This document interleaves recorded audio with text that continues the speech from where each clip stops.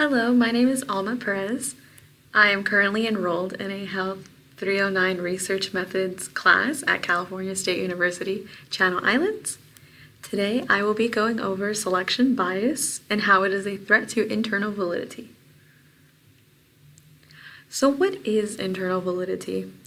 Internal validity refers to whether or not the dependent variable in an experiment was changed by the independent variable and not by outside factors.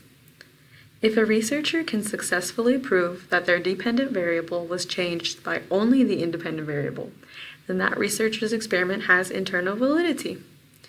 Internal validity is important because we always want to make sure that the findings are correct and that our end result was not caused by something other than what we report, or according to the hypothesis. And if it is as a result of something else, then we do have to state that. What is selection bias?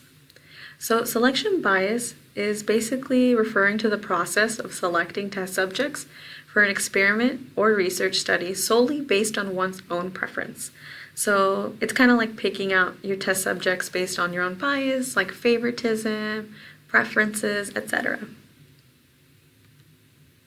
Why is selection bias a threat to internal validity?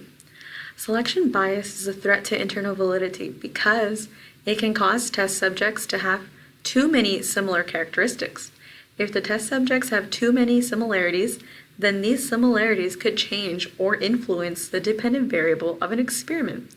If this takes place, then we cannot be sure if the dependent variable was changed or influenced by the independent variable or by the similarities of the test subjects.